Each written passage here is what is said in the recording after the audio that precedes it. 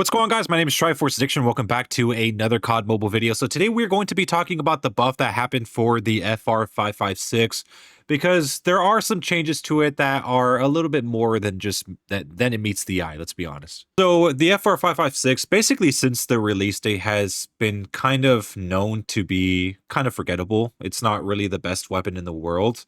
But at the same time, it's not the worst weapon in the world. But I would be lying to you when I say that this weapon has not been developed that well. I mean, there has been a lot of changes that this weapon has gone through that have made it a lot better than it was when it first got released.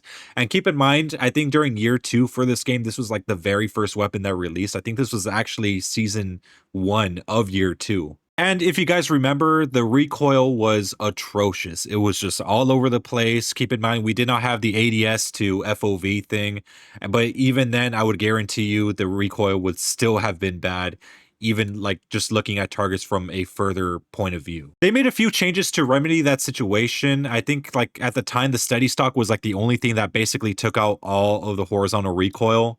But before that, or I guess like after that, like we had no longer had the need for the steady stock. So nowadays you don't really have to run that specific attachment to make this weapon good.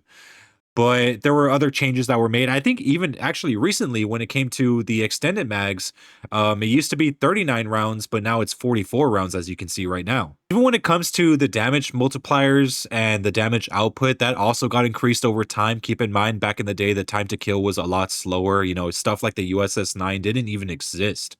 Like something like that probably would have been the most unstoppable weapon back then. We had this FR556 back then, this probably would have been the #1 weapon for a long time. I basically say that to give you guys an idea of how slow the time to kill was back in the day. I'm sure not all of you guys have been here since day 1, so that's why I'm explaining it to you. Simply in a nutshell, the FR556 has gone through a lot of different changes, but one of the more notable changes that I feel like the FR556 deserves a little bit more credit with is with its range. There are a lot of weapons in this game, basically most of them, that are known for having different sets of ranges. They'll have the first range be at maybe 15 meters. The second would be like at 24 meters. The third will be at 33 meters or some stuff like that. Most guns have that type of layout when it comes to their ranges, but it's a little bit different when it comes to the FR556 because this one mainly only has like 2, I think. This is not the only weapon that actually has that type of feature, but yes, the FR556 has like about 2 different ranges. One, of course, the initial range is actually why I'm making this video right now. Initial ranges for some guns are extremely important. The reason why I say that is because you want to get the best time to kill possible against your enemies in the first range, especially if they're like in close range, you would want to do maximum damage. But not every gun functions that way because some of their initial ranges could stem from like, going from like 10 meters, maybe 15 at the very most. So you would have to use some sort of monolithic suppressor or some sort of range extending barrel to help with that first range. But this is where the FR556 is kind of different. With this gun, the initial range kind of extends further out than most weapons in the game. And over time, the weapon has had a lot of different increases when it came to its range. But I think it's time to actually discuss it because, again, this is a trait that this gun actually has over a lot of other assault rifles, and it does need to be commended. So the initial range for this weapon is actually 30 meters. Again, that's a massive amount in assault rifle standards. Again, most assault rifles do not have this type of initial range. Most of them go up to like maybe 15 meters, maybe 20 meters, depending if it's a long range type of assault rifle. But from what I've seen, this is one of the only assault rifles that has this type of range. And honestly, it's kind of incredible. The only assault rifle I could think of that maybe competes with, or at least in terms of initial range that competes against the FR556, I would probably say has to go with maybe the LK24 at best. If anything, this weapon could probably be a good rival for the LK24 at this point. They're kind of similar in terms of fire rate. They almost fire the same. The only difference I would say is maybe the LK24 is a little bit more stable.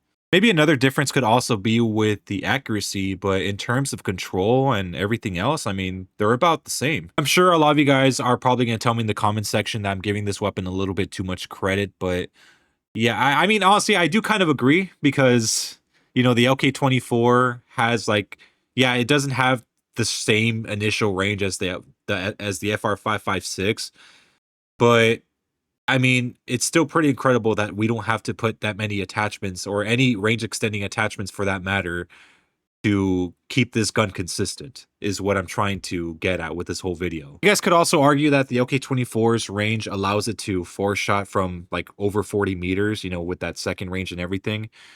And I do agree with you, but I think what makes the FR556 a little more unique is that you don't really have to have a lot of range extending attachments. And I mean, the same goes for the LK24 now because it also got that accuracy buff and that multiplier buff. But really, if you want to make this thing a speed demon as well, you can. I mean, if anything, both of the buffs that were given to the LK24 and the FR556 kind of serve to do that. The MIP Light Barrel Short was also kind of given a buff. It did increase the ADS movement speed from 2% to 10%. So there is a bit of an increase when it comes to that ADS movement speed. And also, if you guys are feeling daring, you could also put a light stock or a combat stock to make the weapon even more faster.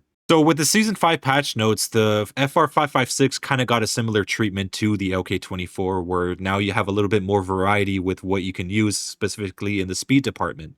And look, I'm not really sure why they're making changes like this. Keep in mind, the FR556, even with a change like this, may not be significant or may not move it up the ladder. But I think they probably did this maybe because they see a lot less usage with these types of weapons. I mean, the FR556, like I said, it is a very it's a very underused weapon. And, given that it got some changes last season and now this season, it looks like they actually want the players to kind of use this a little bit more. So again, the changes might not make too much of a difference, but they are always welcomed. But also, it does have some potential to be dangerous later on down the line if they ever decide to make the time to kill even faster than it already is right now. Given that it's already going up to 30 meters, there is a chance that if they ever want to, they could increase the multipliers in certain areas, making this a 3-shot kill. So I mean, there is a chance that could happen, but obviously at the moment, I don't really think that would be a really good idea. But if anything, if they wanted to do that, they'd probably add an extra first range to kind of, keep that from becoming a problem with balancing. But yeah. But anyways, I hope you guys enjoyed the video. Make sure to leave a like. Make sure to subscribe for some more COD Mode content. I'll see you guys next time.